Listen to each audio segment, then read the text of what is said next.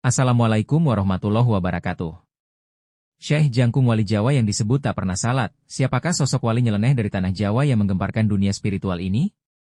Video ini menelusuri perjalanan hidup Saridin, nama asli Syekh Jangkung, mulai dari kelahirannya di Pati, Jawa Tengah, dalam keluarga sederhana penuh nilai Islam dan kearifan lokal, hingga masa mudanya yang penuh pertanyaan kontroversial tentang ibadah. Dari remaja yang suka merenung dan mempertanyakan rutinitas salat, hingga perjalanan menuntut ilmu kepada para ulama termasuk Wali Songo, Syekh Jangkung menunjukkan cara belajar yang unik dan nyeleneh.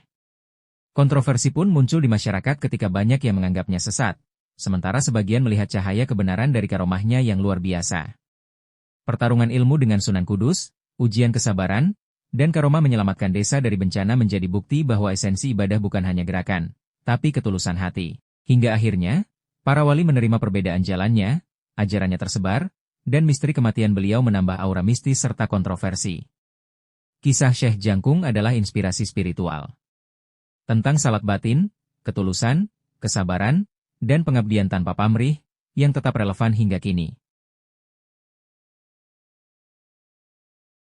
Syekh Jangkung sering disebut sebagai penyebar agama Islam di Nusantara. Semasa hidupnya, sosoknya begitu populer di tengah warga Karesidenan Pati. Dia dikenal warga sebagai ulama karismatik dan ahli tasawuf. Syekh Jangkung sering disebut sebagai penyebar agama Islam di Nusantara. Semasa hidupnya, sosoknya begitu populer di tengah warga Karesidenan Pati. Syekh Jangkung merupakan putra dari Sunan Muria. Dia dikenal warga sebagai ulama karismatik dan ahli tasawuf.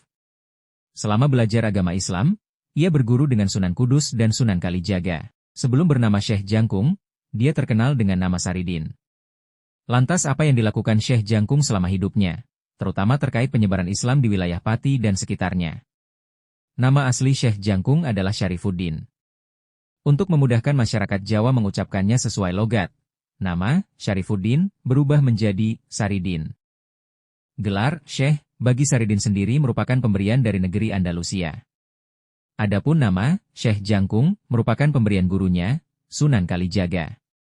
Selama menjadi muridnya, Syekh Jangkung selalu dijangkung oleh Sunan Kalijaga. Makna kata dijangkung sendiri adalah dilindungi, diayomi, dipelihara, dididik, dan selalu dalam naungan. Setelah sekian lama berguru dengan Sunan Kalijaga, Syekh Jangkung diminta menyiarkan Islam pertama kali di sebuah desa bernama Desa Miono. Saat menyiarkan ajaran Islam, Syekh Jangkung sempat dituduh membunuh Branjung, lelaki kaya raya di desa itu. Saat ditanya hakim, Syekh Jangkung membantah tuduhan tersebut. Dia bercerita, semalam sebelumnya memang telah terjadi pembunuhan di kebun belakang rumah Branjung. Saat itu, Syekh Jangkung dan Branjung menjaga pohon durian untuk dibagi dua. Pada saat itu, terbesit niat licik Branjung untuk menakuti Syekh Jangkung. Dia menyamar sebagai macan. Karena mengira itu macan sungguhan, Syekh Jangkung mengambil bambu runcing dan menusukkannya ke perut Branjung berulang kali hingga tewas. Atas tindakan ini, Syekh Jangkung dihukum mati di hutan Pati. Namun Syekh Jangkung ternyata masih hidup dan lari dari hutan untuk selanjutnya pergi ke Kudus. Di Kudus inilah ia bertemu dan berguru dengan Sunan Kudus. Setelah berguru dengan Sunan Kudus, Syekh Jangkung kembali menjalani masa pelarian dan akhirnya pulang ke Pati. Di rumahnya, Syekh Jangkung memelihara kerbau jantan yang cukup besar bernama Kebo Dungkul Landoh. Kerbau ini dibawa kemana-mana dan menjadi terkenal di Pati. Selain dengan Sunan Kalijaga, Syekh Jangkung juga pernah menjadi salah satu santri Sunan Kudus.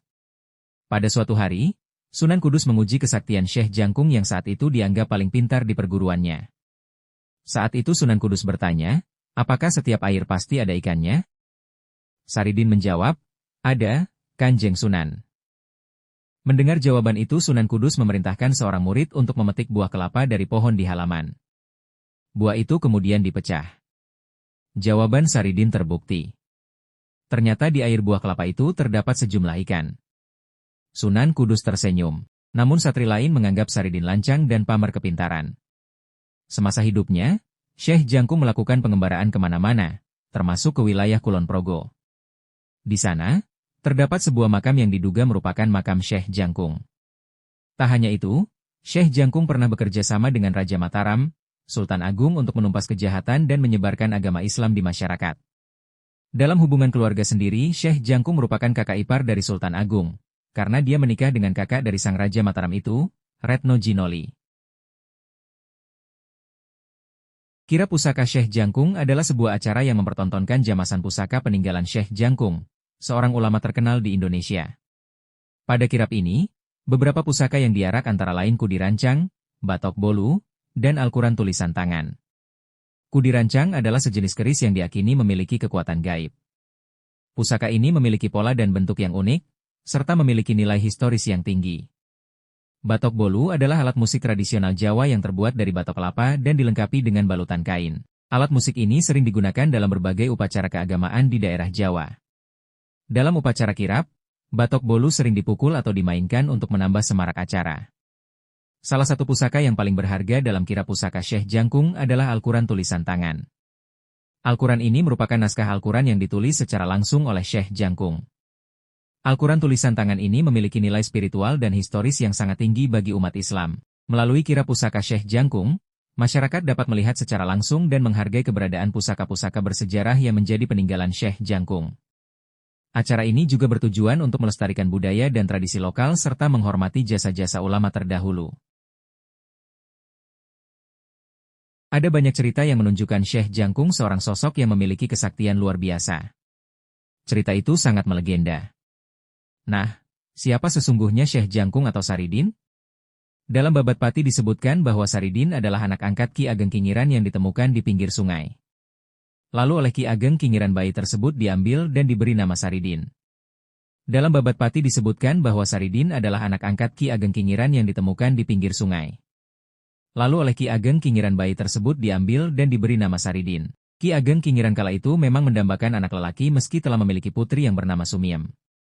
Setelah dewasa Sumiem diperistrikan oleh seorang laki-laki bernama Branjung, sedangkan Saridin dikawinkan dengan gadis bernama Sumirah. Seiring perjalanan waktu Ki Ageng Kingiran orang tua angkat Saridin yang sudah tua berpesan, jika dirinya meninggal, maka pohon durian miliknya akan diwariskan kepada Saridin dan Branjung suami dari Sumiem. Ki Ageng Kingiran berpesan jika siang durian tersebut merupakan bagiannya Branjung sedang kalau malam bagiannya Saridin. Artinya, kalau buah durian jatuh pada hari, maka itu menjadi rezeki Branjung sedangkan kalau jatuh malam hari maka rezekinya Saridin. Ternyata durian tadi kalau siang tidak ada yang jatuh.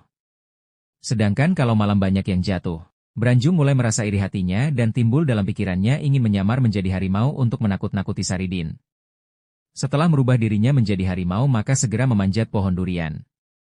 Saridin tahu kalau ada harimau di pohon durian segera menombaknya kena dan mati. Oleh petinggi Pati, Saridin didakwa telah melakukan pembunuhan sehingga harus dijatuhi hukuman. Saridin dipenjara oleh penguasa Pati. Sebelum dipenjara, Saridin bertanya apakah boleh pulang jika kangen anak dan istrinya. Petugas menjawab, boleh, asal bisa. Dan terbukti beberapa kali Saridin bisa pulang, keluar dari penjara di malam hari dan kembali lagi esok harinya. Hal ini tentunya membuat penguasa Pati jengkel lalu Saridin dikenai hukuman gantung. Tapi saat digantung para petugas tidak mampu menarik talinya karena terlalu berat. Saridin menawarkan ikut membantu, dijawab oleh Adipati, boleh, asal bisa. Dan karena izin itu Saridin lepas dari talinya, lalu ikut menarik tali gantungan. Adipati semakin murka, dan menyuruh membunuh Saridin saat itu juga. Lalu Saridin memutuskan melarikan diri dan berguru pada Sunan Kudus. Di Sunan Kudus, Saridin terus-menerus menunjukkan kesaktiannya. Saat disuruh bersyahadat oleh Sunan Kudus, para santri lain memandang remeh pada Saridin, apa mungkin dia bisa mengucapkannya dengan benar. Tapi yang terjadi sungguh di luar dugaan semua orang. Saridin justru lari, memanjat pohon kelapa yang sangat tinggi, dan tanpa ragu terjun dari atasnya. Sampai di tanah, dia tidak apa-apa. Semua pada heran pada apa yang terjadi. Sunan Kudus menjelaskan, bahwa Saridin bukan cuma mengucapkan syahadat, tapi seluruh dirinya bersyahadat, menyerahkan seluruh keselamatan dirinya pada kekuasaan tertinggi. Kalau sekedar mengucapkan kalimat syahadat, anak kecil juga bisa. Namun Saridin masih tetap dilecehkan oleh para santri. Saat ada kegiatan mengisi bak air untuk wudhu, Saridin bukannya diberi ember, malah diberi keranjang. Tapi dengan keranjang itu pula Saridin bisa mengisi penuh bak air. Karena Saridin seolah pamer kelebihan sehingga dia akhirnya diusir Sunan Kudus, harus keluar dari tanah Kudus. Saridin lalu bertemu dengan Sunan Kalijaga gurunya terdahulu. Kemudian Saridin diperintahkan untuk bertapa di lautan, dengan hanya dibekali 2 buah kelapa sebagai pelampung. Setelah berhari-hari bertapa di laut dan hanyut terbawa ombak, akhirnya dia terdampar di salah satu kerajaan di Pulau Sumatera yang belum masuk dalam kekuasaan Kerajaan Mataram. Raja tersebut menganggap remeh Sultan Agung. Saridin menyela omongan raja tersebut, dia merasa terpanggil sebagai seorang yang sama-sama dari tanah Jawa. Dia mengaku sebagai hamba Mataram yang mau menguji kesaktian dengan sang raja. Aku bisa menghitung kekuatan pasukan kerajaan ini, yang Paduka gelar di alun-alun kerajaan, kata Saridin. Ribuan pasukan itu telah siap siaga untuk melawan Sultan Agung Mataram. Ya, coba kalau bisa kamu menghitung ribuan pasukanku dengan tepat, aku akan mengaku kalah sama kamu, Saridin. Lalu Saridin melesat dengan cepat ke atas, berlari dari ujung ke ujung tombak yang mengacung ke langit. Semua dihitung dengan cepat seperti kilat. Dia kemudian berada di hadapan raja dengan menebak jumlah pasukan yang berbaris. Raja itu pun tertunduk, bergetar dan ciut nyalinya menghadapi kesaktian Saridin. Seketika itu raja takluk di hadapan Saridin, namun dia tidak menerima sembah bakti. Saridin menyarankan untuk tunduk kepada Sultan Agung saja, sebab Saridin adalah salah satu hamba dari Mataram. Dengan demikian raja tersebut tunduk takluk kepada Sultan Agung tanpa perlawanan sama sekali. Cerita kehebatan Saridin sampai di telinga Sultan Agung yang sedang galau karena warga di Alas Roban sedang dalam masalah besar. Kala itu Takyat menjadi korban Ki Jati. Penguasa Alas Roban sangat kejam dan banyak membunuh warga karena membuka ladang di daerah itu. Ki Jati sangat sakti. Dia bisa berubah menjadi siluman ular yang sangat ganas. Ki Jati juga kerap menculik gadis-gadis muda di sekitar Alas Roban untuk dijadikan tumbal agar dia tetap sakti. Sultan Agung lalu minta tolong pada Saridin atau Syekh Jangkung untuk menumpasnya. Syekh Jangkung lalu mendatangi Ki Jati. Terjadilah pertarungan adu sakti antara Syekh Jangkung dengan Ki Jati. Ki Jati kalah dan Syekh Jangkung minta agar Ki Jati berjanji akan meninggalkan Alas Roban. Meski kalah, Ki Jati masih menyimpan dendam. Atas jasanya menumpas penguasa Alas Roban, Syekh Jangkung mendapat hadiah dari penguasa Mataram untuk mempersunting kakak perempuannya, Retno Jinoli. Inilah kesempatan bagi Ki Jati, saat Syekh Jangkung melangsungkan pernikahannya. Ki Jati yang masih dendam raganya masuk ke dalam Retni Jinoli. Syekh Jangkung kini harus berhadapan dengan siluman ular Alas Roban yang merasuk ke dalam diri Retno Jinoli. Dengan sungguh-sungguh Syekh Jangkung meruqyah calon istrinya. Istri Syekh Jangkung sembuh dan siluman ular yang masuk ke raga Retno Jinoli keluar. Syekh Jangkung marah hingga akhirnya dapat membunuh Ki Jati. Wanita Tra Keraton Mataram itu lalu menjadi istri sah Syekh Jangkung dan diboyong ke Miono. Ketika usia Syekh Jangkung mendekati senja, dia memilih hidup sebagai petani dengan membuka perkampungan baru di kawasan Pati, Jawa Tengah. Itulah kisah dari Syekh Jangkung. Saya akhiri, wassalamualaikum warahmatullahi wabarakatuh.